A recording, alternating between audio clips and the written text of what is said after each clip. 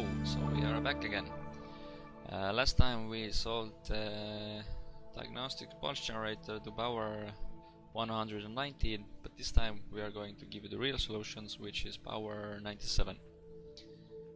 I have to admit I did not come up with this solution on my own, as it was provided by a Reddit user. Power 97.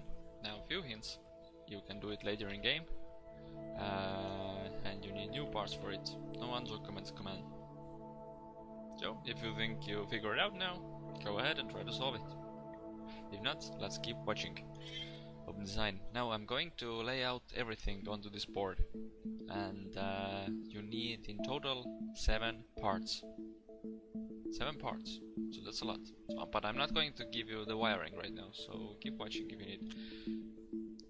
For every solution you need an MC line chip, because you need to somehow generate the pulse.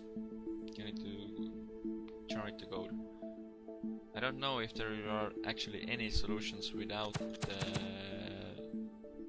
MC parts. I think there are not. So you also need IO expander. You need AND gate. And gate, and you need 2 inverters. Now, one of these parts needs to be flipped, and you also need bridges. The part that needs to be flipped is this one. Okay, so now for the wiring.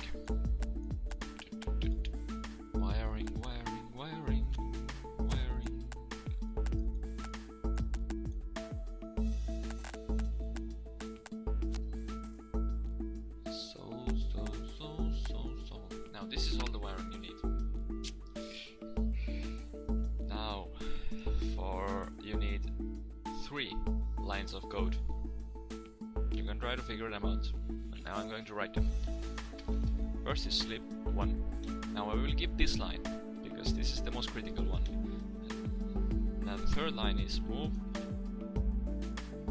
P1 to X1.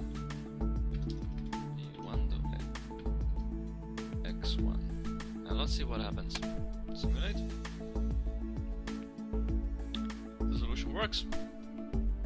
And we get 190 power, as with the last solution we did.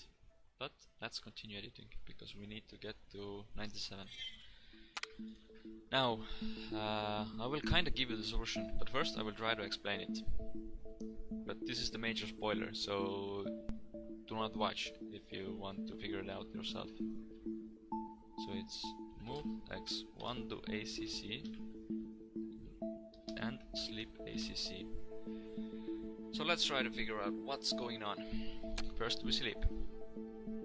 From this inverter you get 100, from this inverter you get 100. The 100 goes to the IO expander. The IO expander gets 1 to here. So let's step 1, let's move X1 to ACC. So as this is 100, it gets 1 from here. It moves it to ACC. Now it's going to sleep for 1 more. So it's sleeping, and it's going to move P1 to X1. As this is 0, it's going to move 0 to the IO expander, and nothing is happening. Okay, step. Now, as we get button, as the button is pressed, you get the signal of 100 to here, and from the inverter you get 100. So this AND gate will turn on. So it will give 100 to P1, and it will give 100 to this inverter, and this inverter will go to 0. So the IO expander will turn off. So as it's moved X1 to ACC, it gets 0 from here. 0 goes to ACC, and it's going to sleep for 0.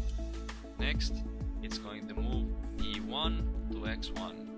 So as it's getting 100 from here, it's going to write it to the IO expander, and the IO expander gets a signal, and it will turn this output on, and it will give 100 to the pulse. And as it jumps to sleep, now now it will sleep for 1, and this will remain turned on, and also it will turn off the inverter, so it gets 0 to P1, and this inverter turned on again, and it turned on the IO expander. So let's see what happens. It's sleeping now. As this inverter turned on the IO expander, it gets 1 from here, and as this MC chip is reading the IO expander, it will actually reset all these values. So this is the main part. It will reset these values, and it got 1, so it's going to sleep for 1. And as it resetted all this, it turned off this pulse, and it went to 0, and it's going to sleep now, so it got 0 here. So basically it slept and it slept. It slept twice, but as it slept, it resetted this expander. So that's all the explanation. I hope it helped. I don't know how good of explanation it is.